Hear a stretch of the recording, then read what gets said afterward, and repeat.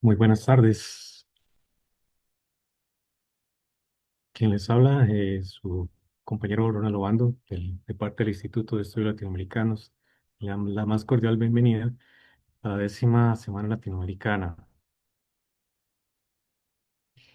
La 10ª Semana Latinoamericana se transmite del 23 de octubre al 31 de octubre. En dicha semana se realizan eventos como charlas, conferencias, clases abiertas, exposiciones y cineforos. Actividades académicas, artísticas y participativas, cuyo fin está dirigido a promover el pensamiento crítico, la reflexión intercultural y el reconocimiento de la diversidad cultural en América Latina, en aras de fortalecer el diálogo entre saberes y la identidad regional. Este evento ofrece un espacio de pensamiento y pluralidad dirigido especialmente a estudiantes, académicos y un público ampliado. Como un camino de una década, esto nos motiva a extender el proceso de aprendizaje como continuo, ¿verdad? Y sin fronteras a toda la región y un poco más allá. Por todo saludamos y agradecemos a todos los maestros que han compartido parte de su conocimiento a la Semana Latinoamericana. El día de hoy nos reunimos en esta actividad denominada Necropoder desde América Latina, Cuerpo, Pueblo, Territorio. Clase abierta a cargo del doctor Carlos Juan Núñez Rodríguez de la Universidad Autónoma Metropolitana de México.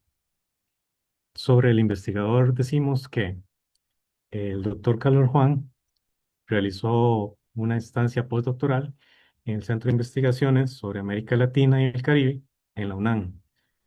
También cuenta con estudios de doctorado en estudios organizacionales en la UAM, además de una maestría en historiografía de México por la UAM y una maestría de licenciatura en filosofía por la UNAM.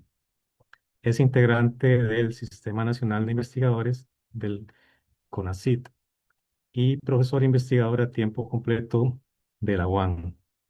Entre los libros que tiene está Necropoder desde América Latina, Cuerpo, Pueblo, Territorio, Necropoder desde América Latina, el tomo uno también, y de la antología política del presente, de la trilogía llamada Genealogía de Estado desde América Latina, está en el 2020, entre otros libros, además de más de 50 artículos y capítulos de libros.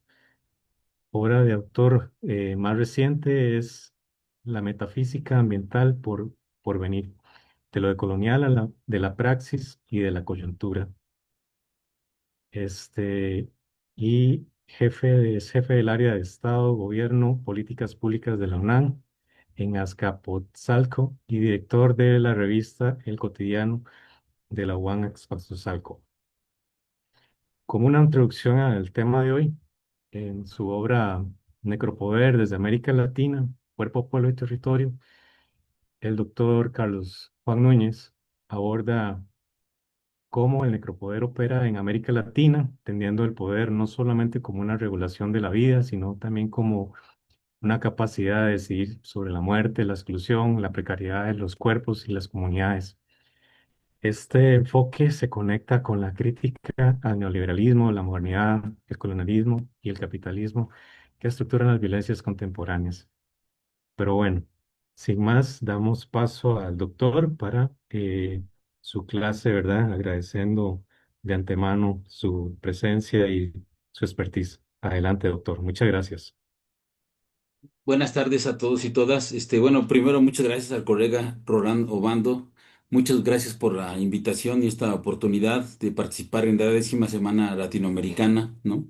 En la Universidad Nacional de Costa Rica. Para mí es un honor y un privilegio que haya sido considerado en este evento, porque es un evento latinoamericano, sin lugar a dudas. Es la Universidad Nacional de Costa Rica, lo cual es un privilegio. Y bueno, es un equipo de trabajo consolidado y bueno, que hayan volteado hacia la Guamas Capozalco y hacia un libro mío, me honra. Entonces agradezco esta invitación y bueno. La invitación es para hablar de este libro, Necropoder desde América Latina 2, Cuerpo, Pueblo, Territorio. He de decir que realmente le comentaba antes de iniciar la sesión aquí a Roland, que por desgracia yo he tenido que trabajar el tema de la violencia de Estado. Y la violencia de Estado la he tenido que trabajar porque pues nos tocaron en México 36 años de neoliberalismo altamente violento y bueno, no puede uno escapar a su realidad. Yo siendo alumno de filosofía en la UNAM, me encontré con un libro de Michel Foucault que en ese momento estaba traducido bajo el título Genealogía del Racismo y me gustó mucho, realmente me impactó el tema y a partir de ahí empecé a trabajar la violencia de Estado con un enfoque Foucaultiano en principio. Y bueno, de esa fecha a este libro pues, han corrido muchos años, muchas lecturas y algo de trabajo, ¿no? Y desde la filosofía de la liberación, ¿no? Teniendo como maestro a Enrique Dussel, pues uno aprende, eh, pues que hay que tener ciertas perspectivas, ciertos compromisos éticos, políticos, y que al final de cuentas hay un gran horizonte por estudiar, y que él lo planteaba en términos de la modernidad. Y entonces creo que me parece central. Y el necropoder, que es lo que yo he estado desarrollando, también un poco a partir de la idea central de Membe, ¿no? Que él habla de necropolítica en un texto. Me acuerdo cuando lo leí, dije, este texto también es importante, hay que desarrollar la categoría. Y me di a la tarea, en parte de manera involuntaria, pero sí bajo este compromiso ético y político de desarrollar esta categoría. Entonces, yo digo aquí, ¿no? Para ejercer la violencia, la modernidad y los distintos estados que ha ido fundado en el transcurso histórico de más de 500 años, se han conformado distintos dispositivos, tecnologías de poder, prácticas, instituciones y prácticas discursivas, aspectos que he analizado en distintos trabajos. Entonces, este es un trabajo donde, por un lado, planteo un análisis de coyuntura en su momento, que es qué tipo de violencia produce la modernidad capitalista neoliberal en México. Ese es como un primer aspecto. Pero por otro lado, va más allá de ello, porque al entrar al análisis del relato histórico de la modernidad, que Dussel sitúa, pues cuando cae México Tenochtitlan, ¿no? Así en principio, como el primer gran hecho moderno y que podría ser el primer genocidio que la modernidad comete, en este caso lo que va a ser el Imperio Español, que bueno, es decir, en la Ciudad de México estamos en lo que es México Tenochtitlan, ¿no? Entonces eso nos toca en todos los sentidos, históricamente, el tema político, ético, el compromiso de la memoria, la identidad, ¿no? No puede uno dejar de lado esos relatos. Y casualmente en este libro retomo la caída de México Tenochtitlan, a ver si nos da tiempo de leer algunos aspectos. Entonces, es un proyecto de Necropoder desde América Latina que tiene un amplio espectro teórico, filosófico, coyuntural, ¿no? Eso es importante dejarlo establecido. Y que al hablar de necropoder, en principio es una genealogía, que no es un relato histórico exactamente una genealogía. Una genealogía es una perspectiva filosófico-política de un proceso donde se resaltan momentos de ruptura producto del ejercicio de la violencia, de una violencia planificada, racionalizada, gestionada, con intención, ¿no? O sea, no es fortuita, desde una soberanía, ¿no? Eso es importante. Foucault le va a llamar el poder soberano. Enrique Dussel va a decir, no, eso no es una soberanía como yo la entiendo. Y yo digo, no, realmente hay soberanías que no surgen de la voluntad popular, que es un poco lo que plantea Dussel, sino de lo que plantea Foucault, me parece en ese sentido más acertado, de la posibilidad fáctica de hacer morir. Eso es muy importante. Entonces, cuando llegan los españoles a México Tenochtitlan, o sea, Tenochtitlan, lo que hoy es la Ciudad de México, van a comenzar a intentar ejercer una soberanía. Es decir, van a intentar construir un poder que de manera real haga morir a la gente. Y lo van a lograr. Después de casi 90 días de sitio al Imperio Azteca, pues van a haber arrasado con casi toda la población. Entonces, ese es un ejercicio del necropoder, donde hay una soberanía fáctica que hace morir. Eso es muy importante irlo comprendiendo porque al final de cuentas nos permite analizar un proceso histórico de una manera en específico, ¿no? Yo por eso planteo, el necropoder es una teoría, pero también es una metodología que permite visibilizar procesos históricos de larga duración. Hace años leía a un sociólogo argentino, Daniel Feierstein, al cual recomiendo ampliamente, donde habla de procesos genocidas de larga duración. Y me parece realmente un concepto muy acertado, una perspectiva muy acertada, vinculándola con los análisis genealógicos de Michel Foucault, así en principio, porque nos permite tener esta larga visión de la modernidad que plantea Dussel. Está escribiendo el tomo 3 de Necropoder, y entonces hice una resta. ¿Cuántos años llevamos de modernidad, no? Entonces dije, 534 años, aquí todavía le puse 500 años, pero en específico llevamos 534 años de un proceso genocida de larga duración, que va adquiriendo momentos históricos, eso es muy importante, no es lineal ni es plano, ¿no? Va adquiriendo dinámicas específicas, ¿no? Pero que no puede uno dejarlo de pensar en ese gran relato, ¿no?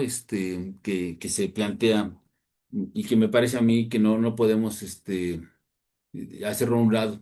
Y en este libro, producto del tomo uno, fui trabajando un concepto que había dejado de lado y que hoy en día me parece que no lo puedo ya dejar de lado, que es el concepto de dispositivo en Michel Foucault. Es un concepto que había visto en mis estudios de licenciatura, incluso de maestría, pero que me parecía un poco complejo, que huidizo, ¿no? No lo lograba atrapar y mucho menos incorporar a una investigación. Pero bueno, durante la pandemia, que estaba trabajando el tomo uno, lo rescaté, ¿no? Entonces dije, no, sí, esto está importante. Y ya para este tomo 2 pues empecé a revisar otra vez la obra de Foucault y en sus cursos que da en el Collège de France, por un lado, en su obra publicada en vida, por otro lado, y aparte de lo que dice Gilles Deleuze o Giorgio Agamben sobre el concepto de dispositivo, yo lo fui pues, nutriendo, ¿no? Y dije, a hacer un rastreo genealógico de qué es el dispositivo en Foucault. Y me parece realmente un concepto y también una metodología que da una perspectiva crítica de cómo funciona un sistema, por poner en esos términos. Entonces yo pongo aquí, dispositivo permite construir y a la vez analizar las relaciones de poder, las relaciones de fuerza, tanto a nivel microfísico como macrofísico. Y esto es muy importante porque la obra de Foucault tiene esos dos niveles, el microfísico, que es muy trabajado, y el macrofísico, que luego es olvidado, y que en el fondo yo en este libro, que es Cuerpo, Pueblo, Territorio, me refiero a los dos niveles. Cuando hablo de cuerpo, evidentemente es el microfísico, pero ya cuando hablo de pueblo y territorio, son aspectos más de índole macrofísicos, ¿no? Entonces yo digo aquí, con el uso y formulación de las tecnologías de poder, lo cual permite construir y analizar las disposiciones, tácticas, prácticas, disciplinas, saberes, a partir de las siguientes tensiones que van más allá de los análisis clásicos de la enfermedad y la sociedad, del individuo y la población, del trabajo y la riqueza, del aislamiento y la inclusión, violencia versus microfísica del poder. Estas son las tensiones que me permite ver el dispositivo. Institución versus táctica. Modelo familiar versus estrategia. violencia versus sujeción, vida versus muerte, normal versus anormal, raza vencedora versus raza sometida. Y así sigo. Es decir, al final de cuentas, el concepto de dispositivo me permite ver una serie de enfrentamientos que la genealogía pretende descubrir y que realmente cuando uno va analizando la obra de Foucault, uno se da cuenta de que el concepto le permitió a él tejer aspectos desde su libro Seguridad, Territorio, Población, bueno, ese curso que da en el Collège de France, ¿no? El de genealogía del racismo, que se traduce después como defender la sociedad, ¿no? Lo traduce así el Fondo de Cultura Económica, este, y bueno, ya no se diga vigilar y castigar, ¿no? Historia de la sexualidad, tomo uno. Es decir, es un concepto que lo acompañó muchos años de su vida y él fue desplegando análisis de ese concepto y que a mí me sirve de manera realmente importante porque yo pretendo, a lo mejor no lo logro del todo, en este libro, hacer análisis del dispositivo. Entonces, yo voy a hablar aquí de tres dispositivos, ¿no?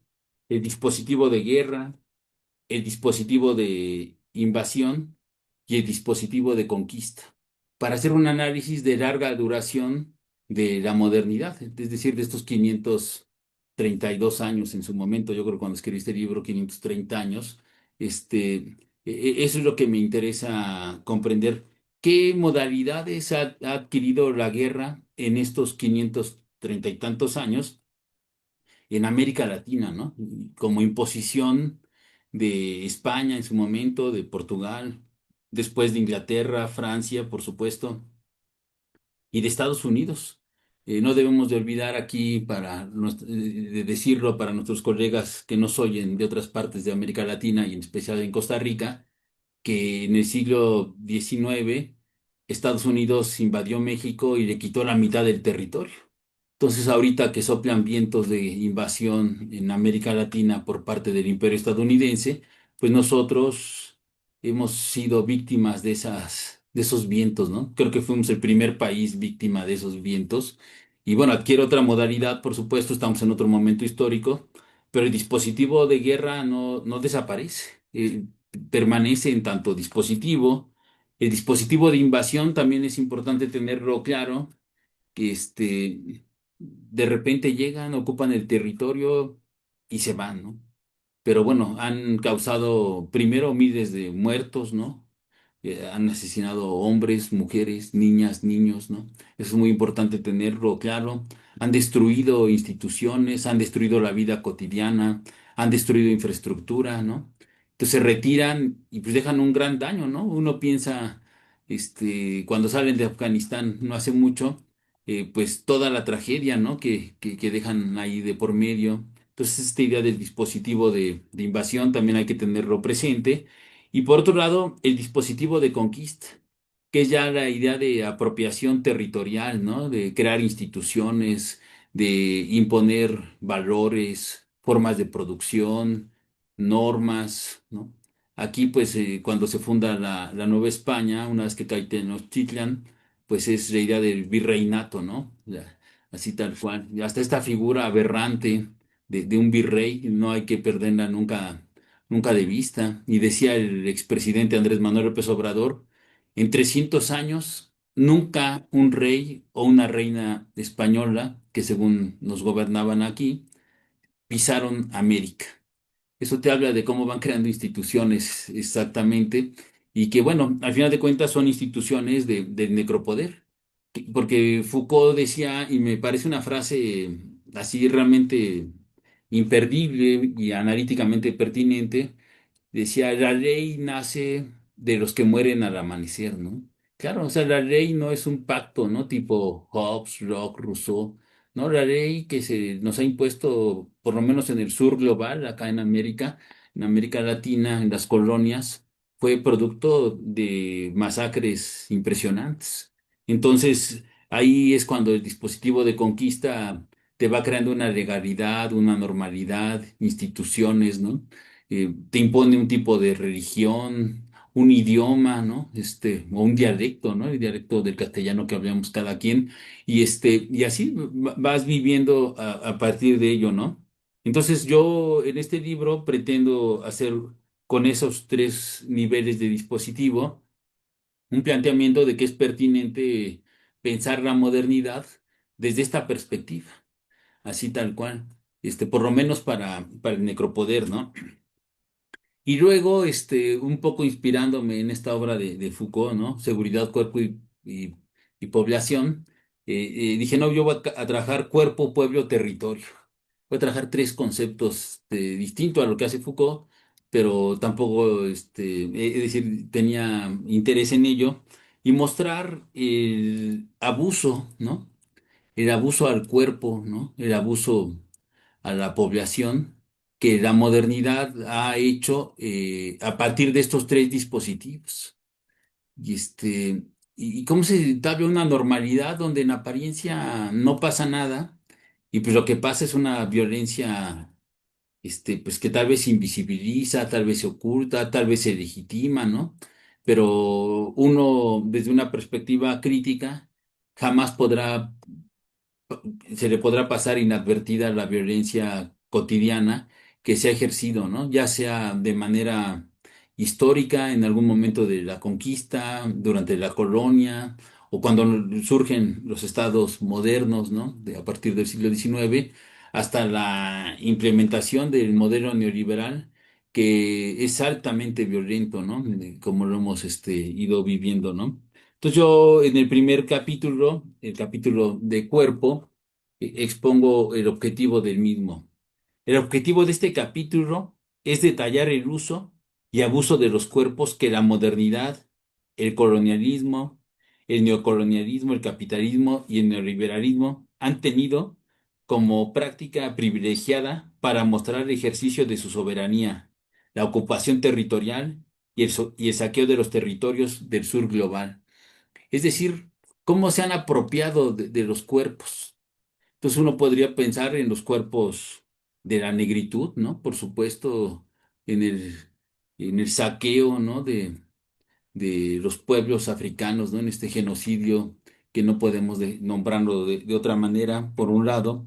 Por otro lado, en la esclavitud que impusieron aquí en Mesoamérica, ¿no? Para empezar, que es de lo que más conozco, en todo caso, de América Latina, las encomiendas, ¿no? Esta figura de la conquista tan tremenda que era repartir territorios y repartir indígenas, ¿no? Como si fueran cosas, ambas, ¿no? Ni los territorios son cosas, ni los indígenas son cosas, ¿no? Pero bueno, ellos se dieron la autopotestas, ¿no? De podemos gobernar esos territorios y somos el poder soberano y decidimos soberanamente cómo se lleva a cabo esta cuestión, ¿no? Y bueno, y eso me parece realmente importante tenerlo también presente, ¿no? Que no es cualquier violencia. Y bueno, yo aquí entro a discutir un poco. Bueno, he de decir que este libro tiene también una inspiración en Eduardo Galeano, ¿no? A lo largo del libro, desde la introducción, cada capítulo pongo algunas citas de Eduardo Galeano, que me parece un autor también imprescindible. Invito a leer su amplia obra, creo que aprendemos mucho de él. Pero bueno, yo aquí voy citando autores, ¿no? Más allá de Eduardo Galeano, que está Foucault, Membe, no podría faltar, por supuesto, Giorgio Agamben, en donde yo empiezo a discutir una serie de aspectos filosóficos en los cuales no me pienso detener mucho. Y llego a algo que me gustó también tratar. Cada capítulo tiene como análisis históricos así muy específicos, ¿no? Y entonces yo en este capítulo pongo el apartado B, disposición patriarcal colonial, neoliberal fronterizo, ¿no? Dispositivo patriarcal colonial, neoliberal fronterizo. Y esto lo saco entonces de una serie de autoras, ¿no? Mexicanas en principio, que me parece que son importantes, y de pues la gran antropóloga argentina, ¿no? También Rita Segato, que sin lugar a dudas da para mucho, ¿no? Entonces está Rita Segato, está Sayak Valencia, Rosana Reguillo, Lidiet Carrión, autoras que recomiendo leer, realmente son muy importantes, tienen un gran nombre cada una de ellas, una gran trayectoria, y cuando uno se acerca a sus obras, uno aprende indudablemente de ellas, y esta idea de, hay un dispositivo patriarcal, colonial, neoliberal, fronterizo. Entonces es muy importante, ¿no? Como al final de cuentas, hay un uso y abuso del cuerpo de las mujeres. Eso es central. En pleno siglo XXI, ¿no? Así cuando uno puede decir lo máximo de la civilización, ¿no? El máximo desarrollo, progreso, bienestar, ¿no? Ha alcanzado la humanidad la mayor libertad, el mayor ejercicio de justicia, todo lo que nos diría un pensamiento eurocentrado, este, pues nos muestra otra realidad. Entonces, ¿cuál es esta realidad, no? Pues los feminicidios, ¿no? Es un concepto al cual fue difícil llegar. Cuando uno lee a estas autoras, se da uno cuenta de que no fue fácil formularlo para identificar una realidad tremenda. He de decirle a quien nos hace el favor de oírnos, que no es mexicana o mexicano, en 1994, de 1994 a 2000, nos gobernó un presidente llamado Ernesto Zedillo, que luego anda ahí diciendo muchas barbaridades, y con él se fundó Ciudad Juárez como la ciudad maquiladora más grande de América Latina. Está pegada a Estados Unidos. Y entonces nuestra función en la era neoliberal era ser maquiladores. Entonces, la pura maquila, armar cositas ahí. Y eso es muy importante tenerlo presente porque era el modelo de desarrollo que nos imponía el neoliberalismo en ese momento. Entonces despojaron a la gente de su territorio en el campo, la dejaron sin casa, sin dónde sembrar, sin qué comer, dónde dormir. Y esa gente despojada pues tuvo que emigrar de ilegal a Estados Unidos, llegar a las ciudades, a zonas inhabitables y en última instancia, más allá de eso, se puede decir también que se fueron a ciudades maquiladoras como Ciudad Juárez y ahí empezaron a aparecer lo que en ese momento se llamaba, se nombraba, porque no se tenía otra categoría, lo que se denominaba las muertas de Juárez.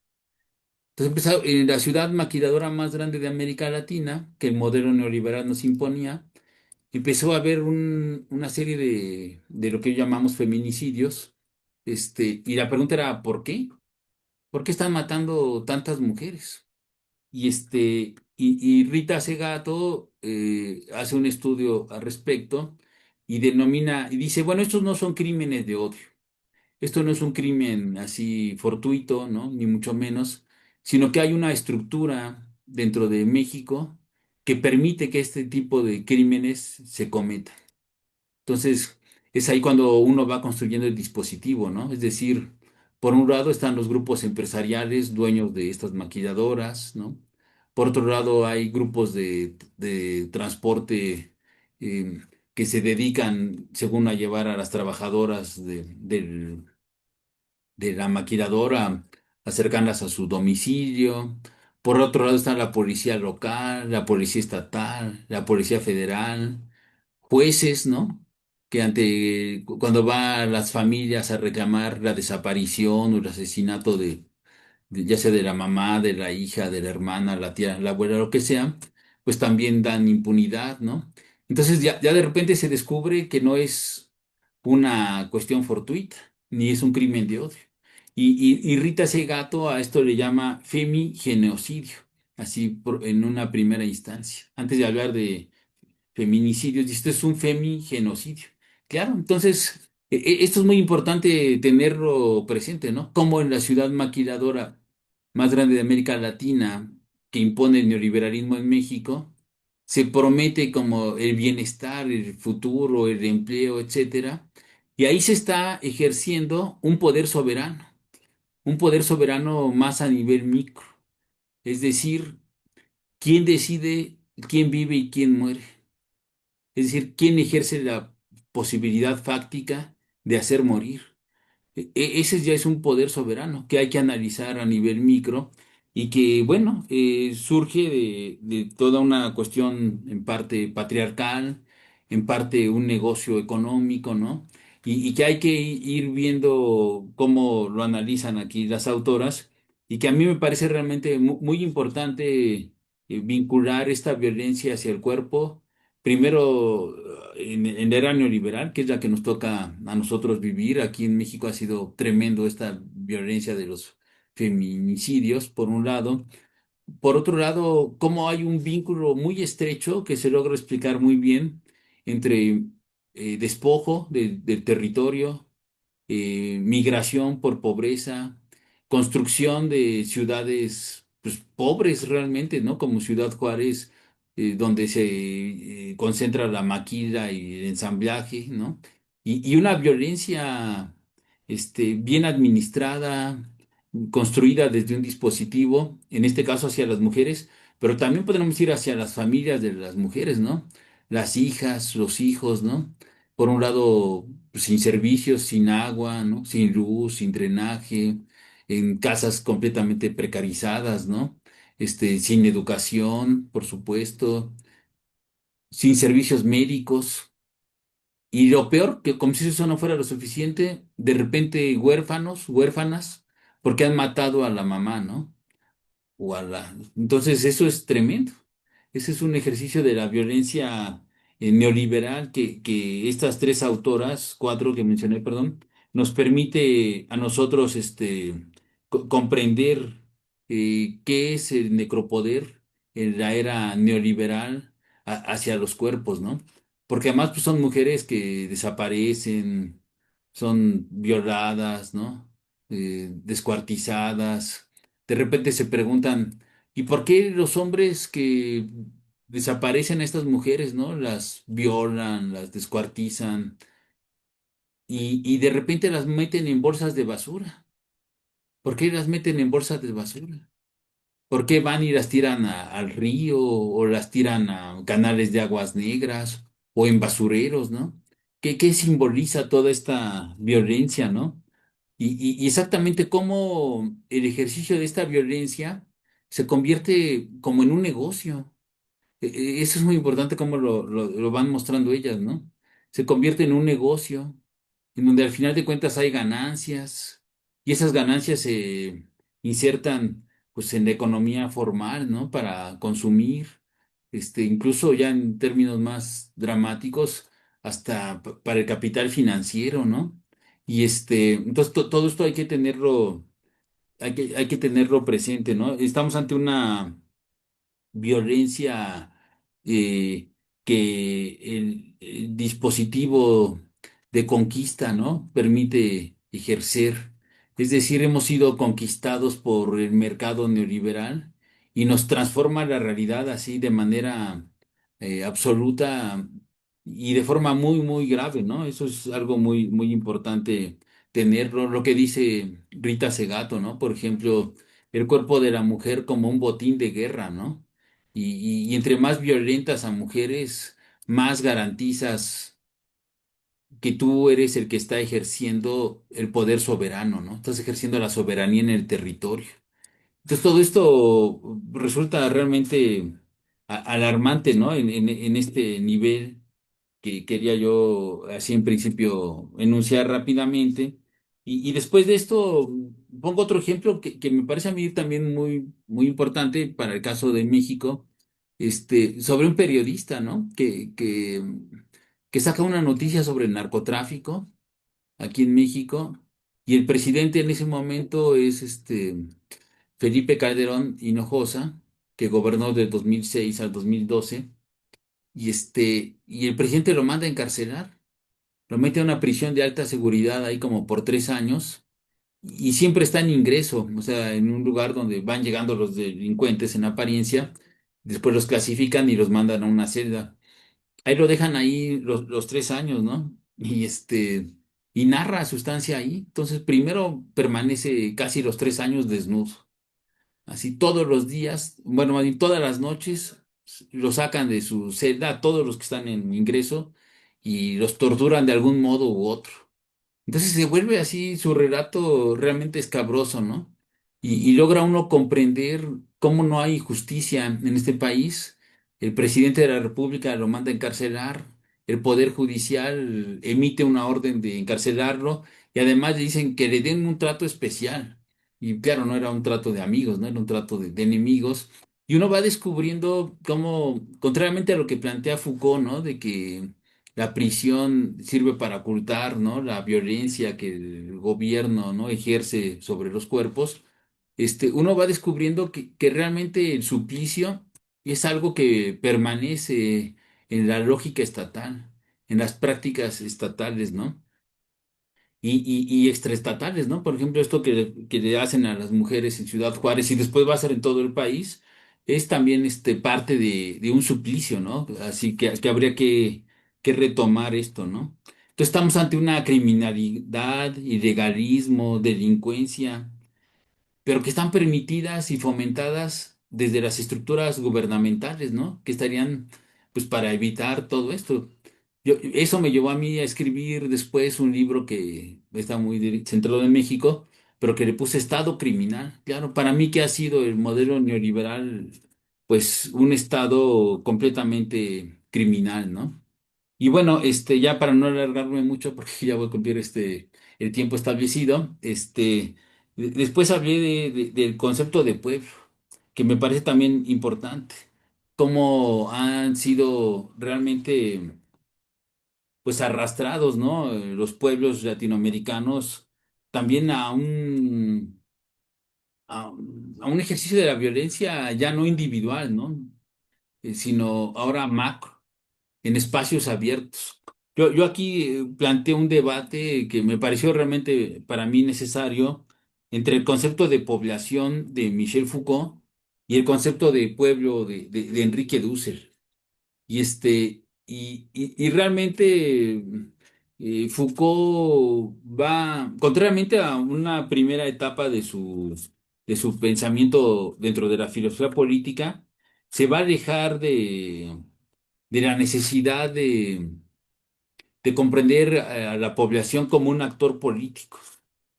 Entonces, se va a ir alejando de ello y pues yo me alejo de Foucault y digo, no, realmente sí es muy importante comprender al pueblo como un actor político que va a sufrir el ejercicio de la soberanía de algún poder fáctico que lo va a llevar a ser lo va a llevar a la muerte, ¿no?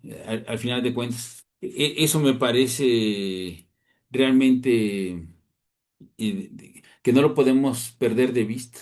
Ya sea el Imperio Español, cuando comete el genocidio aquí en Tenochtitlan, el primer genocidio moderno, podríamos llamarle así, este, o podríamos pensar, ¿no? Las invasiones estadounidenses a Irak, a Afganistán, ¿no? Previamente en Panamá y podemos pensar la propia invasión aquí a México, ¿no? Es decir, no podemos dejarlo de lado, ¿no? Todo eso, ¿no? Entonces, es importante comprender que hay un proceso genocida hacia los pueblos, que yo aquí pongo el ejemplo de México Tenochtitlan por un lado, y por otro lado pongo un ejemplo muy contemporáneo, también dentro del neoliberalismo en México, que es el análisis de la desaparición de los estudiantes de Ayotzinapa propiamente, en el estado de Guerrero, aquí en México. ¿Qué hay dentro del estado de Guerrero? Lo más famoso para quien no es de México está Acapulco, así como zona turística privilegiada. Pero bueno, no solamente existe Acapulco, sino que al final de cuentas son pueblos altamente empobrecidos, los que hay en el estado de Guerrero, excluidos de todo bienestar. Y bueno, al final de cuentas, el gobierno federal en el 2014 decide desaparecer a 43 estudiantes. Entonces, eso es importante. ¿Cómo se trata a la población de Guerrero? ¿Cómo se trata a 43 estudiantes?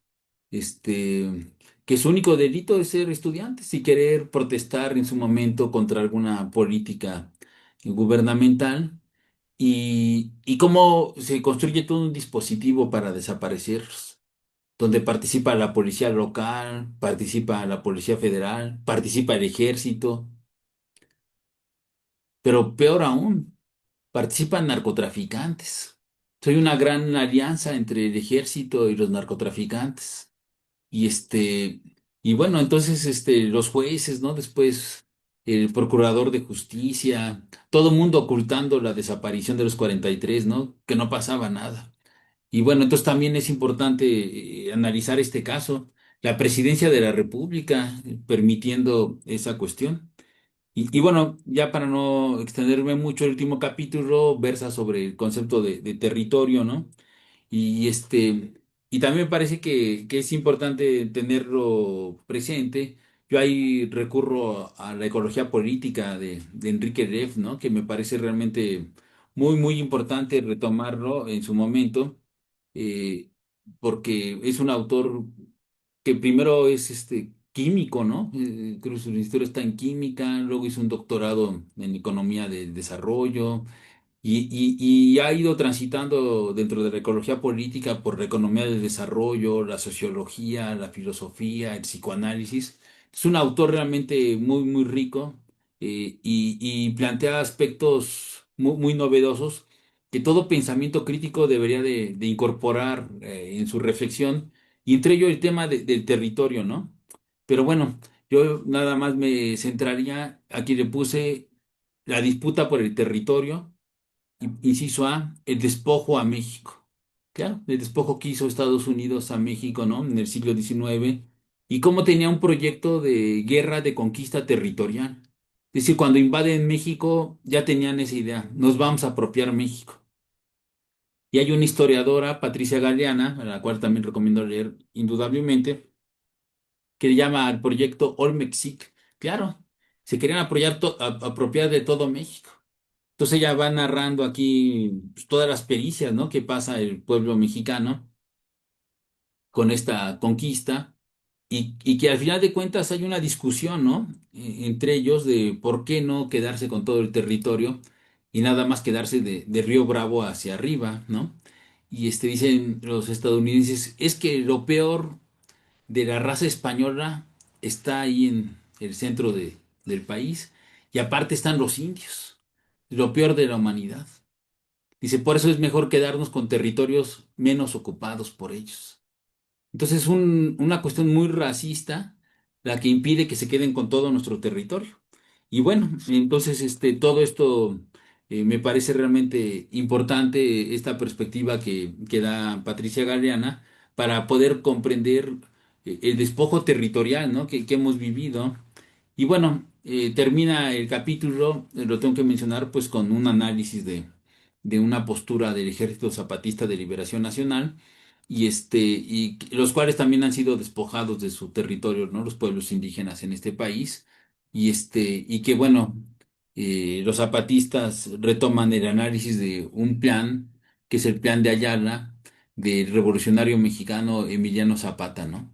Y entonces es la lucha por la tierra de los pueblos campesinos, ¿no? Los campesindios, como diría Armando Bartra, y de las comunidades indígenas, ¿no? Que hay en este país y que pues luchan por la tierra, la autonomía, frente a un modelo continuo de despojo. Y yo aquí hablo de David Harvey como acumulación por desposesión, ¿no? Y bueno, en eso está centrado un poco el libro. Espero no haberlos aburrido y agradezco mucho la oportunidad de poder participar y quedo aquí atento a cualquier situación. Gracias. Muchísimas gracias, doctor Carlos Juan. Y evidentemente, ¿verdad? La apreciación del libro que nos da el día de hoy, este, es una gran aproximación, ¿verdad? No solamente al sistema de realidades que vivimos en la actualidad, sino que abstrae en un contexto historiográfico también el tema de cómo es que el dominio, ¿verdad? Y sobre todo las contemplaciones que tiene el poder para reinventarse, ¿verdad? A lo largo del tiempo, coacciona en todos sus sentidos al ser humano, ¿verdad? Entonces, en este sentido, ¿verdad? El término de micropoder, ¿verdad? Tiene una larga data en sí, en realidad, ¿verdad? Lo que usted llama estas genealogías. Y bueno, entre ellas, bueno, me destaco, ¿verdad? El tema, como empezó de lo micro a lo macro, ¿verdad? Lo, lo, lo físico, ¿verdad? Que también tiene una correlación ahí directa con Norbert Elias, por ejemplo, cuando habla del psico y el sociogénesis, ¿verdad? Y cómo intervienen cada una de ellas para eh, anclar, digamos, este sentido de lo micro a lo macro. Sobre todo también el tema de la creación de la vulnerabilidad, ¿verdad? En el ser humano, ¿verdad? Y este, básicamente, quien lo crean también está, obviamente, el tema del poder detrás de ello. El tema de la creación de la frontera también. Y bueno, aquí entramos también en un ámbito, ¿verdad? Que correlaciona al poder, ¿verdad? Con el, el vulnerable. Y es así que en el ámbito de esta marginalidad, ¿verdad? Donde se enfrentan, donde se unen, donde discuten, ¿verdad? Básicamente una generación rica de pensamiento, ¿verdad? Y práctica, en donde cada una aporta, ¿verdad? Pues para no dejarse, digamos, subsumir, digamos, por estas coacciones de poder. Y bueno, ahí podríamos hablar de categorías relacionadas con la interseccionalidad, básicamente. Eh, También, bueno, hay un tema, ¿verdad? La creación del ser humano, ¿verdad? Como un objeto, ¿verdad? Ligado a la muerte, ¿verdad? Todos desde que nacen, ¿verdad? Ya tienen su tiempo prácticamente definido, ¿verdad? Por un sistema, ¿verdad? Que los va a utilizar en X o Y situación, ¿verdad? Y que independientemente de en cuál realidad esté, este, siempre va a ser objeto, ¿verdad? Siempre va a ser víctima de esos tipos de sistemas. Y era lo que también hablaba Marx, ¿verdad? Sobre el tema de la cosificación o el tema de la curtidaduría, ¿verdad? Que es esa piel en la cual nos toca vivir prácticamente. Detrás de todo esto, ¿verdad? Está el tema de, bueno, entender la cultura, ¿verdad? Y la falacia sobre la cual se suscribe, ¿verdad? Que es eh, cómo quiero que entiendan la cultura, ¿verdad? Cuando se habla desde el poder. Entonces, la gran pregunta sería, ¿dar dignidad al ser humano se vuelve delito en la actualidad, ¿verdad? Cuando estamos tan arremetidos, ¿verdad? De tanta codicia, de tanta sedicia, ¿verdad? De tanta persecución, de tanto asedio, ¿verdad? Ahorita lo podemos ver en infinidad de cosas. Y ayer me ponía a ver, por ejemplo, el tema de, de Colombia, ¿verdad? Y el asedio al gobierno y especialmente al presidente. Es increíble. Entonces, eh, cuando se habla de justicia, cuando se habla de dignidad, hay una gran injerencia, ¿verdad? Para que efectivamente no se crea, no se aprecie y no se autoconciba, digamos, en el ser humano esa posición de conciencia, ¿verdad? Que es tan necesaria. Obviamente la atención del pensamiento crítico, ¿verdad? Que es básicamente la necesidad que, sobre la cual se forma todo esto, ¿verdad? Entonces, doctor, no sé si quiere referirse a esa crisis permanente, ¿verdad? En que el ser humano actualmente vive y si esto nos va a llevar precisamente al colapso. Sí, muchas gracias, Roland. Sí, es muy interesante lo que planteas, porque precisamente la intención de estos libros de micropoder es visibilizar la crisis, exactamente. Una crisis que encuentra su origen, por lo menos como lo estudio, en esta conquista, ¿no? que hace España a América, así en general, y que, bueno, tiene sus momentos históricos y va adquiriendo otras dinámicas según las propias colonias, los procesos de independencia, las fundaciones de los estados-nación, las intervenciones inglesas, francesas, estadounidenses en nuestros países, y que a partir precisamente de que surgen los países, los estados-nación, van a estar permeadas por una ideología eurocentrada como esta de liberalismo, ¿no? Así tal cual, el pensamiento liberal, democracia, justicia, ¿no? Igualdad, libertad, por un lado, pero por otro lado vienen estas ideas también de progreso, ¿no? Desarrollo. Y llegando al neoliberalismo, viene el otro gran concepto también del necropoder, yo le llamo neoliberalismo, llegando al neoliberalismo, yo le llamo competencia, ¿no? Entonces, estamos ante cosas, conceptos, teorías que plantea el mundo europeo, que para nosotros son como efímeras, ¿no? Y que nos llaman a esta gran crisis.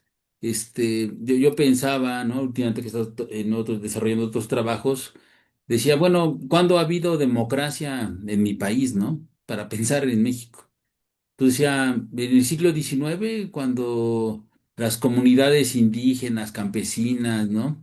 Son completamente excluidas, ¿no? Infravaloradas. Cuando las mujeres no podían votar, aunque fueran mujeres bien, ¿no? Que viven en el poder, ¿no? Y, ¿no? Entonces digo, ¿cuál democracia? ¿Cuál justicia cuando de manera permanente el Poder Judicial niega la impartición de justicia, ¿no? Para los más pobres, ¿no? Que no pueden pedir la búsqueda de sus desaparecidos o son criminalizados por ser pobres, ¿no? Entonces te preguntas, ¿cuál justicia, ¿no? ¿Cuál libertad? Todos estos conceptos van siendo efímeros, ¿no? Así habría que ponerle a algún trabajo, ¿no? Al final de cuentas, tenemos una crisis producto de cómo se nos concibe. Se nos concibe desde el inicio de la modernidad como objetos, como cosas. En el análisis que hace Marx, ¿no? De la producción, inmediatamente se está ante cosas, ante mercancías. Entonces, cuando se compra fuerza de trabajo, lo que compras es ya una cosa, ¿no? Así tal cual.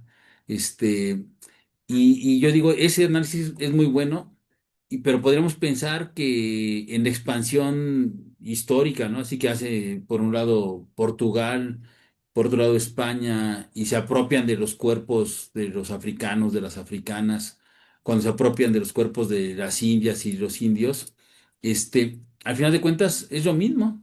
Están ante cosas que puedes comprar y vender, ¿no? Ahí en Sevilla, ¿no? En esta idea de la trata de esclavos, ¿no? La trata transatlántica de esclavos. Entonces, ¿cómo romper con la idea de que el humano es una cosa? Si tenemos 534 años pensando que es una cosa.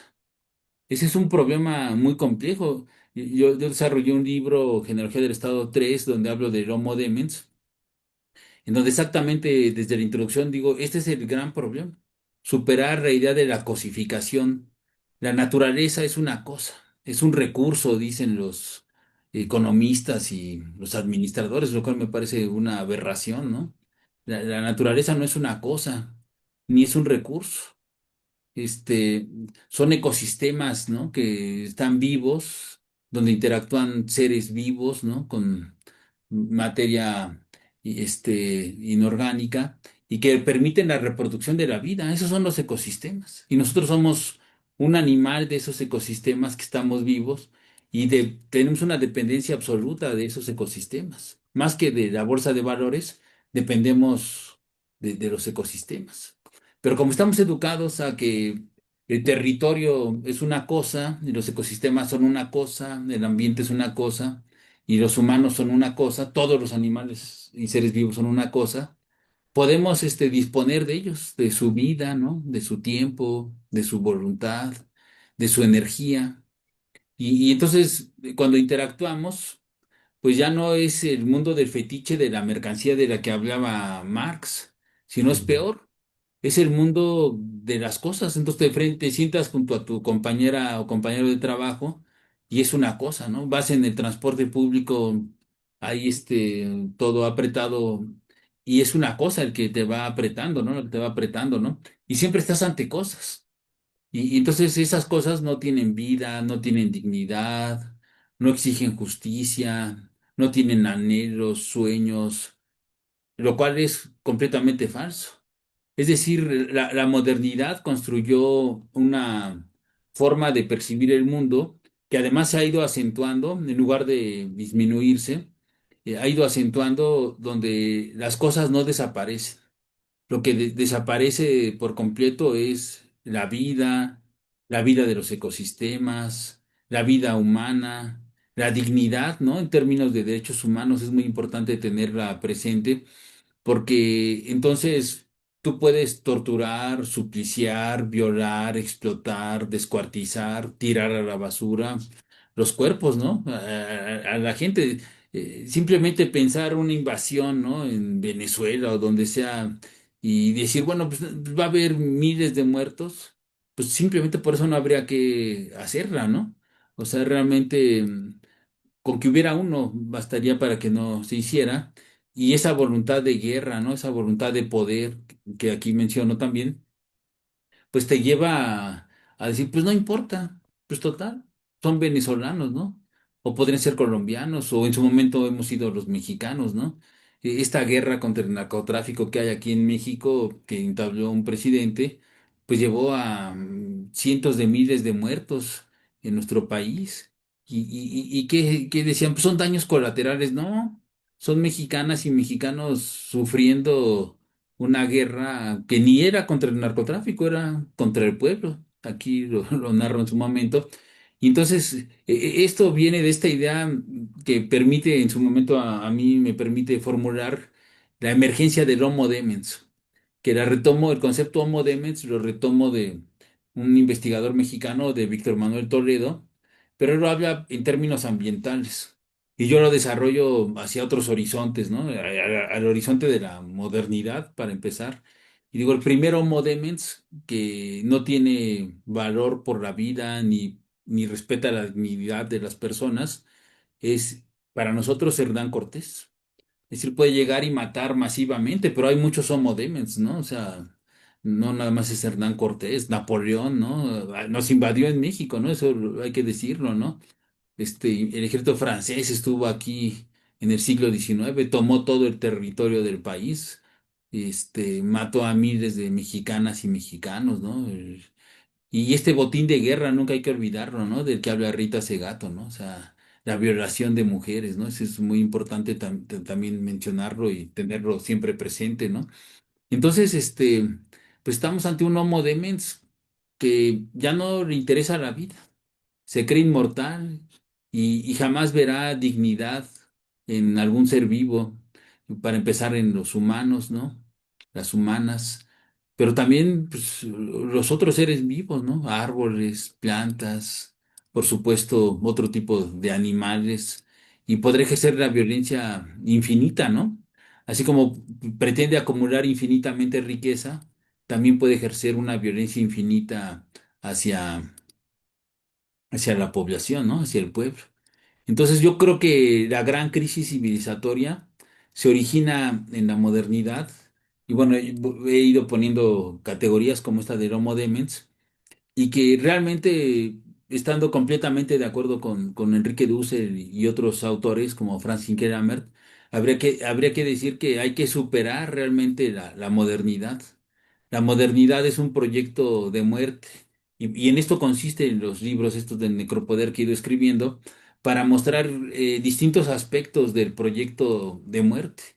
O sea, realmente no puede haber cumplimiento de los derechos humanos cuando el modelo legitima la violación de los derechos humanos. Por ejemplo, el derecho al trabajo, ¿no? El derecho a vivir en paz.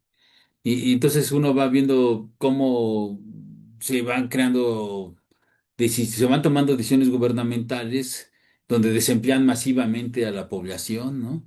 Aquí en México se declaró una guerra contra el narcotráfico, que fue una guerra contra la población. Entonces, hay una serie de violaciones a los derechos humanos de manera sistemática desde el gobierno. Aquí decían, pues primero mátalos y seguramente si murieron es porque eran narcotraficantes. Ese modelo estadounidense, ahorita que estoy platicando con ustedes, de ir y matar según narcotraficantes en el Caribe, pues nosotros ya lo vivimos aquí por 12 años, así exactamente por 12 años. Todos los muertos que hubiera en este país eran narcotraficantes. Y hay cosas absurdas. Hay una película documental en Netflix y lo recomiendo porque es accesible más o menos a mucha gente, que se llama Armado hasta los dientes, ¿no? Hasta los dientes. Ese hay que verlo. Como en una escuela de paga, además la más cara de México, entra el ejército y mata a dos jóvenes. Y dice, no, es que eran narcotraficantes y todo. Y ya luego los papás, pues obviamente dicen, no, mi hijo estaba estudiando ahí una maestría, ¿cuál narcotraficante? Y logran mostrar cómo el gobierno mexicano entra a a una universidad y mata a dos jóvenes porque se le ocurrió con el ejército y toda la impunidad que se da, ¿no? Pues al final de cuentas no pasa nada. Entonces es muy importante de ver cómo esta idea de matar a alguien y decir son narcotraficantes. Ya lo vivimos aquí nosotros 12 años. Y como dije, nos costó cientos de miles de muertos, cientos de miles de desaparecidos. Hoy en México hay movimientos sociales de madres buscadoras. Se están buscando dónde están los cadáveres, ¿no? De millones de mexicanas y mexicanos desaparecidos y desaparecidas a la luz de que se ha cosificado, ¿no? Se ha mercantilizado, se ha impedido la justicia, se han violado los derechos humanos. Es decir, no puedes matar a alguien y decir, cumplo los derechos humanos. No, más bien estás violando ese derecho humano que tendría que garantizarte un juicio ante una autoridad imparcial, ¿no? Por decir algo, ¿no? Ese sería el punto más crítico, me parece. Sí, efectivamente. Y bueno, todo el andamiaje que hay detrás de todo esto, ¿verdad? Entonces, la creación del miedo, ¿verdad? El horror y obviamente el terror, ¿verdad? Que tiene anclado la condición humana, ¿verdad? Sea cual sea su pertenencia. No sé si alguno de los invitados, ¿verdad? Que está en el día de hoy tiene algún comentario o alguna pregunta para el doctor. Tenemos a Emily, si gustas.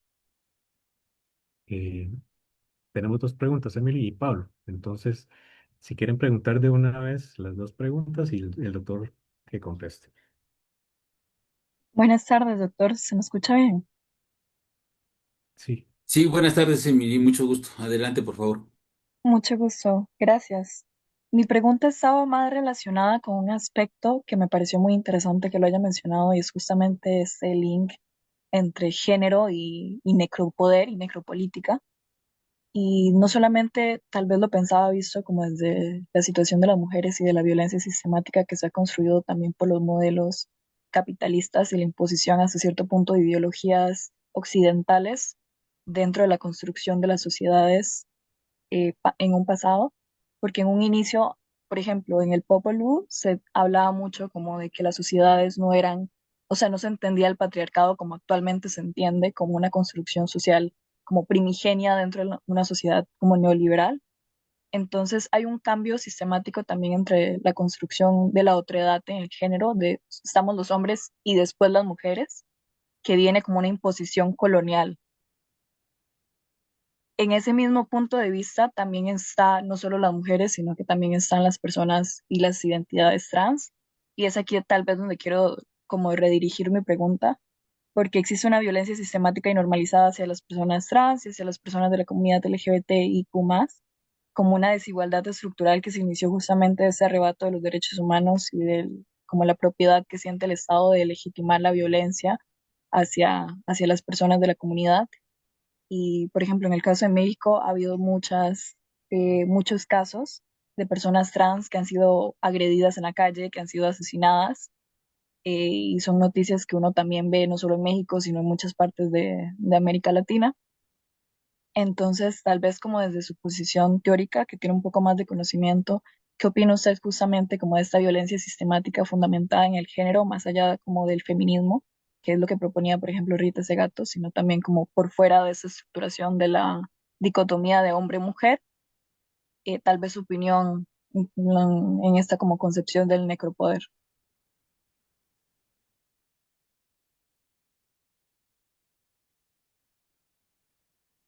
Y adelante, Pablo, también con tu pregunta. Bueno, si me escucha bien, Sí, adelante, Pablo. perfecto. Bueno, yo tenía una pregunta más que todo yendo como, eso es, como está contando, esta necropolítica y este necropoder, al final ya está sistematizado, es un sistema al final y al cabo.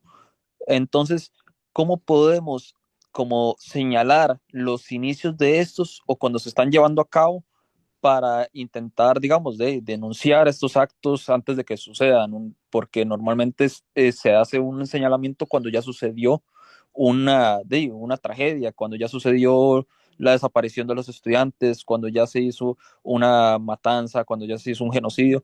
¿Qué, qué posibles formas de señalamiento o tal vez una forma de estar señalando cómo se está creando el sistema para denunciarlo de esta manera y que no suceda?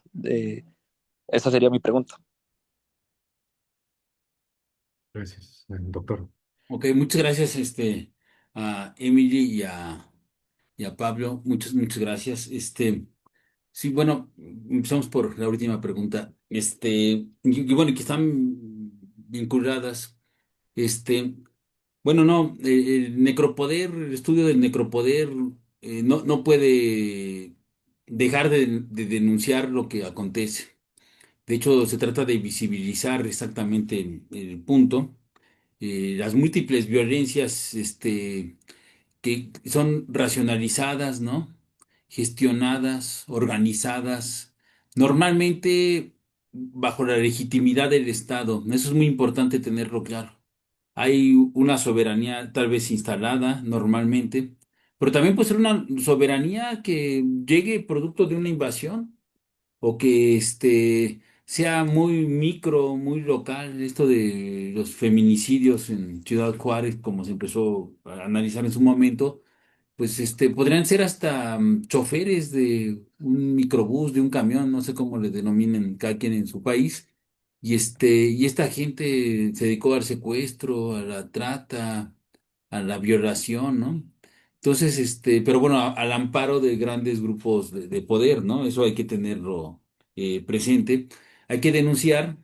Y bueno, pero no podemos anticiparnos a lo que va a pasar? Pero sí tenemos una cuestión que hay que tener clara.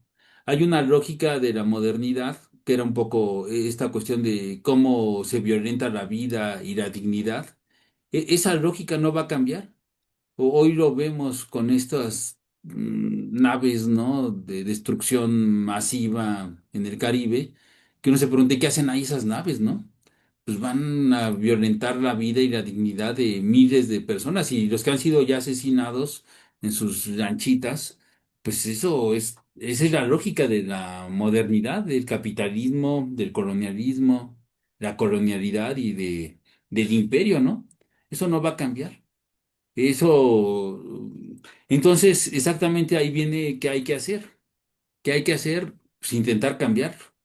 Desde las estructuras de arriba del poder no van a cambiar. Y escribí un libro posterior a que aquí les presumo, ¿no? Que se llama Metafísica Ambiental por Venir uno, de la colonialidad, de la praxis y de la coyuntura, porque me decían, no, es que tus libros no son muy pesimistas, ¿no? Esta idea de que pareciera ser que no hay futuro. Yo dije, no, claro que sí hay futuro. De hecho, el zapatismo, el Ejército Zapatista de Liberación Nacional acá en México, nos dio muestra del futuro, ¿no? Lo que hay que hacer es organizarse y luchar por sus derechos, ¿no? Por la dignidad, por la vida. Eso es muy importante. No podemos esperar que en algún cambio del Homo Demens diga, no, la verdad, estoy equivocado, ¿no? Lo que pasó con las negritudes africanas, lo que pasó con los pueblos originarios, ¿no? Las invasiones en el siglo XIX y siglo XX a América, bueno, los países latinoamericanos, asiáticos, africanos han sido un error. No, para ellos no lo han sido, para el Homo Demens, para los imperios no lo han sido ni lo serán. ¿De dónde deben de surgir otros proyectos civilizatorios? Pues de la organización, de la toma de conciencia, de la praxis de los pueblos de la tierra, para expresarlo como lo expresa Enrique Lev, y que además me parece muy justo. Dice Luis Villor, otro filósofo español mexicano, ¿no? Dice, ser de izquierda es estar en contra de cualquier injusticia en cualquier parte del mundo. Entonces, decir, bueno, hay un sistema que de manera histórica reproduce las injusticias, necesitamos organizarnos para que eso no vuelva a suceder, ¿no? Y bueno, eso es la gran lucha, no nada más de clases, ¿no? Sino que en este libro de Metafísica Vital por Venir lo planteo, es una lucha de los pueblos de la Tierra contra, pues, los imperios que la modernidad ha ido poniendo, bueno, o ha ido adquiriendo como ejes rectores de lo que es la civilización, ¿no? Y bueno, creo que eso por un lado. Entonces tenemos que organizarnos, tenemos que tener conciencia histórica, tenemos que tener categorías y bueno, salir a transformar el mundo, ¿no? Eso es algo fundamental que a mí me parece, por un lado. Y con respecto a lo que sea Emily, que me parece realmente muy importante, va en el mismo sentido, ¿no? Yo aquí puse este caso de las mujeres porque llegué a estas lecturas y me parece fundamental, pero sin duda alguna, ¿no? Foucault, este, escribe algo que se llama como Historia de los hombres infames, ¿no? Algo así, si no me recuerdo. Y me gustó mucho leerla, porque precisamente toda la modernidad eurocentrada eh, crea una serie de monstruos, ¿no? Por llamarle de alguna manera, y que es la anormalidad, ¿no? Esa anormalidad es a la que hay que hacer morir, ¿no?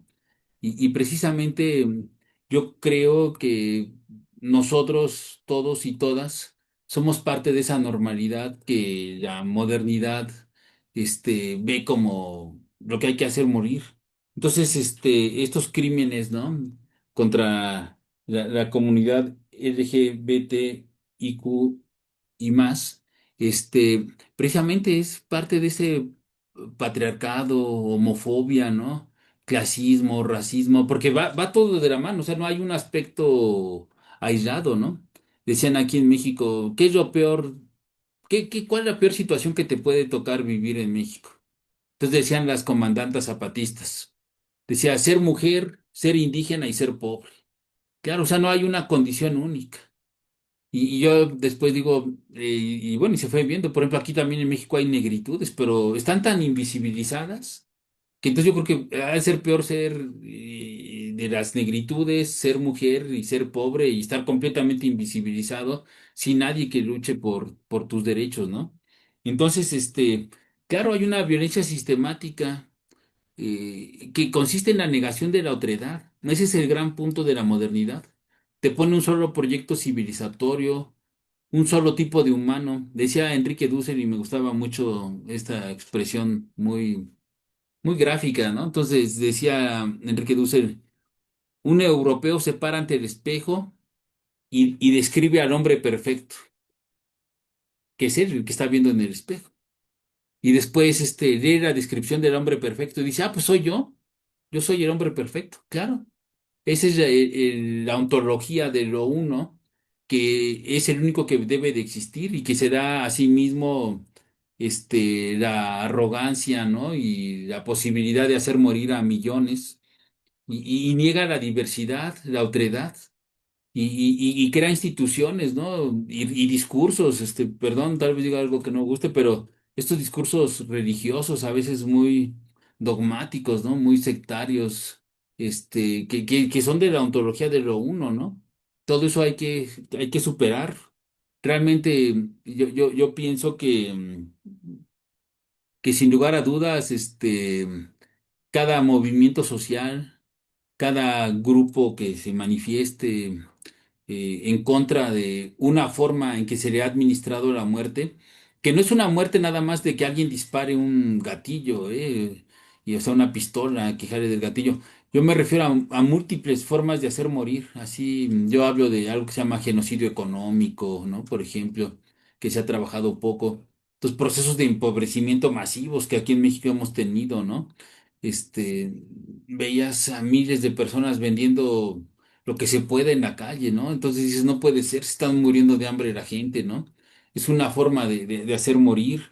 Hay muchas formas, estos crímenes de odio, por supuesto, estos crímenes que no toleran la diversidad racial, de género, idiomática, religiosa, ¿no? O sea, estamos ante la ontología de lo uno. Eso es lo que hay que rechazar.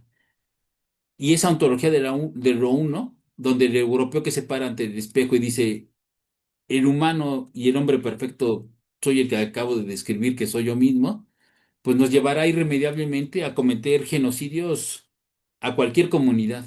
Eso hay que tenerlo presente. Por eso se trata no nada más de denunciar, sino de tener una praxis que en su momento ojalá nos lleve a superar la modernidad y la ontología de lo uno. Perdón, ojalá haya respondido algo. Gracias. Gracias, doctor. Eh, Creo que terminamos con una pregunta de Gendry. También agradecerle, doctor, por el tiempo. Adelante. Sí, muchísimas gracias. Buenas tardes. Algo que, y bueno, muchísimas gracias también por la clase. Algo que me parece muy interesante que vos mencionaste es las formas en las cuales otras entes, además del gobierno, ¿verdad?, pueden también tener este poder soberano, como sucede también en los feminicidios, pero que obviamente también se toman de dispositivos estructurales y estatales. Em, Hay un librito que se llama Capitalismo Gore de Sayak Valencia. Ella ahí pone en escena como diferentes formas en las cuales se pueden gestar necropolíticas que son alternas al gobierno y pone como esta categoría de sujeto endriago, como para hablar como del mexicano que ha sido desprovisto y ha sido dejado a su merced por parte del gobierno. Y ella habla de cómo estos sujetos endriagos, sujetos que son empobrecidos y marginalizados, entran al mundo del narco y el narco les permite evidenciar y ejercer este derecho a matar, este derecho a ser soberano sobre la vida de alguien más. Y ella habla de cómo este poder es paralelo al Estado, no se suscribe totalmente a él, pero al mismo tiempo sí le disputa ese poder de oprimir que tiene el Estado, ¿verdad? Ese derecho, entre comillas, a matar que tiene. Eh, Podemos hablar, porque cuando yo leí a Chile Membe habla de dispositivos de guerra, dispositivos manejados por el Estado. Y estos dispositivos bueno, se legitiman a través de una normalización disciplinaria tomando el concepto de Foucault. Eh, ¿De qué forma podemos hablar entonces de una necropolítica en México a partir del narcotráfico, de cómo ellos ejercen necropolítica, si no lo hacen a partir de las regulaciones del Estado? ¿Y qué dispositivos podríamos hablar que utilizan ellos para poder legitimar ese derecho a matar? Podemos hablar, por ejemplo, de la narcocultura. ¿Es la narcocultura un dispositivo que utiliza el narcotráfico para poder legitimar todo esto? Lo que sé yo, las narconovelas, los narcocorridos, etcétera. Quería preguntarte eso. Muchas gracias. Sí. Muchas gracias, eh, Gendry. Está muy interesante tu pregunta. Nada más que, sí, sí, el libro de Sayek Valencia es un libro que vale oro, hay que leerlo, es imperdible. Yo aquí lo incorporo a mi análisis, aprende uno mucho de ella, indudablemente, pero yo voy un poco por otro lado. Y es que la realidad lo lleva uno por otro lado en este sentido, porque al final de cuentas, el narcotráfico puede ser infra o paraestatal, ¿no? Así se maneja en ciertos análisis. Pero yo cuando hablo de dispositivo, yo no digo que sea nada más infra o paraestatal, es estatal. De hecho, el expresidente Felipe Calderón, Hinojosa, que gobernó del 2006 al 2012, nombró un secretario de Seguridad Pública en este país Y ese secretario de Seguridad Pública hoy está preso en Estados Unidos, acusado de narcotráfico. Es decir, quien declaró la guerra contra el narcotráfico fue Felipe Calderón, con su secretario de Seguridad Pública, y ese secretario de Seguridad Pública, desde el Estado, organizaba el narcotráfico y organizaba la guerra contra las y los ciudadanos. Ese es el punto, que de repente no es un problema de una ilegalidad externa al Estado. Por eso puse el Estado criminal, lo mencioné de repente. Este, el mismo Estado, más que hablar de algo infraestatal o paraestatal, hablamos de un Estado que comete una serie de ilegalidades, ¿no? Entonces yo hablo de algo que se llama estado de excepción. Entonces hablo de genocidio económico y de estado de excepción económica, pero también hablo, retomando los clásicos, los análisis más clásicos del estado de excepción, digo, el Estado crea un estado de excepción para los gobernantes. Es decir, Felipe Calderón, el presidente, expresidente, y su secretario de Seguridad Pública, eran dos delincuentes que administraban la delincuencia en México. Eso es lo que a mí me ha interesado demostrar y mostrar a lo largo de mis estudios, ¿no? Yo no creo este discurso de que el gobierno está por un lado y ¿cómo se llama? Y la delincuencia está por otro. Precisamente cuando uno revisa a Foucault en su libro de Vigilar y Castigar, ya en la parte que habla de la prisión y eso, él va haciendo un estudio primigenio de cómo la delincuencia y los ilegalismos le son altamente funcionales al poder soberano, ¿no? A quien ejerce el gobierno, y entonces lo que hace es fomentarlos. Yo digo, sí, tiene razón Foucault. O sea, realmente tiene razón Foucault, pero yo lo llevo hacia otros horizontes de estudio, que en este caso es aquí en México, y no tanto hacia el crimen organizado como una cuestión paraestatal o infraestatal, sino mi hipótesis es, el crimen organizado surge dentro del Estado. Así como en su momento aquí en México se vivió algo que se llamaba la guerra sucia, que era la persecución contra los opositores, ¿no? Partidos de izquierda, etcétera, y hubo vuelos de la muerte y cosas tremendas que también en América del Sur vivieron. Este, con los neoliberales se abrió una nueva etapa de violencia, una violencia distinta, en donde por tener otra preferencia sexual, o ser mujer, o ser indígena, o ser joven, pues te iban a perseguir y te iban a matar. Yo, por ejemplo, les digo aquí a mis alumnos y alumnas de la universidad, digo, hubo un momento en donde el mayor crimen en este país era ser joven. Y el gobierno te perseguía por ser joven. Y esta desaparición de los 43 en Ayotzinapa, allá en Guerrero, es parte de ese ejercicio del necropoder. Y no, y en principio el gobierno federal dijo, es que los narcotraficantes los secuestraron y los desaparecieron. Los quemaron en un basurero. Esa fue la versión oficial, la verdad histórica le llaman, que para nosotros es una forma de lavarse las manos, por no decir otra cosa. Y ya después se descubrió pues, que no, que había estado hasta el ejército buscando a heridos, porque se armó una balacera ahí en la ciudad esta de Iguala. Había estado buscando heridos hasta en los hospitales, y los habían sacado de los hospitales, clínicas donde los estaban atendiendo. Y entonces, pues te das cuenta de que no fue el narco, sino que fue el Estado. Y así fue una manta que apareció, fue el Estado, claro. Es decir, la violencia más profunda no viene fuera del Estado, viene organizada por grupos empresariales que actúan dentro del Estado, instituciones políticas estatales, obviamente, que organizan a grupos delincuenciales. Aquí podría dar muchos casos. Ahorita me viene a la mente uno muy clásico, la minería en México.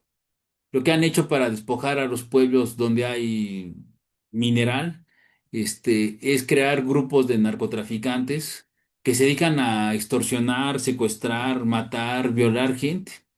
Y entonces lo que hace la población, pues se siente miedo, se siente vulnerable, obviamente no hay protección estatal. Y bueno, el gobierno da las concesiones a los grupos empresariales. Los grupos empresariales, este, si tienen resistencia de la población, crean estos grupos delincuenciales y entonces actúan en complicidad de los tres niveles: gobierno, grupos empresariales y grupos delincuenciales. Por ahí iría mi comprensión de la realidad mexicana con respecto a esta horrible etapa de violencia, porque además, es decir, no es una cuestión que yo haya elegido estudiar por gusto, sino que hay un compromiso político ante nuestro país, ante nuestra población, y que además se extiende por varias zonas de Latinoamérica, ¿no? Como el caso de Colombia es muy cercano a nosotros en muchos sentidos, y bueno, y ahí podríamos hablar hasta de la intervención del ejército estadounidense, la venta de armas de las empresas estadounidenses aquí a México, ¿no? Traslado de capital hacia allá, etcétera, ¿no? Muchas gracias.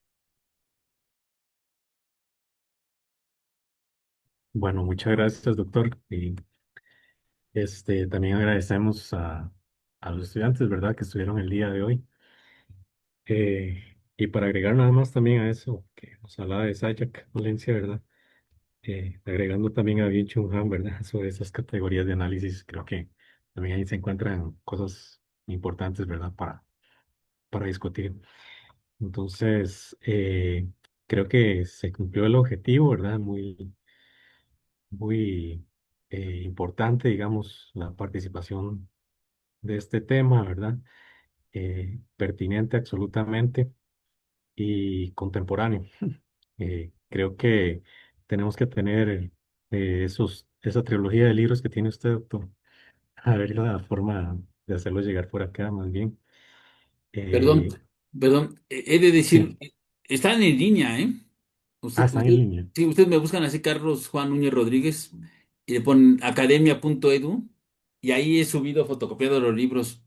¿Y decir por qué? Porque son de la Universidad Autónoma Metropolitana, y es una universidad pública, y yo creo que ya lo pagó el pueblo, y esto debe estar disponible para todo mundo, ¿no? Perdón por interrumpir. No, muchas gracias. Bueno, y entonces la posibilidad, digamos, también sobre el alcance se enmarca el tema, ¿verdad? Y que lo recalcó el doctor, el tema de esa praxis de liberación, ¿verdad? Sobre la cual se funda esa posibilidad del sujeto histórico, ¿verdad? A través de sus luchas, a través de su despojo y debilidad, ¿verdad? Esa coacción sobre el oprimido, que efectivamente busca su liberación y su estado de conciencia, ¿verdad? Me parece que es algo oportuno y también que tiene una pertinencia total al tema latinoamericano.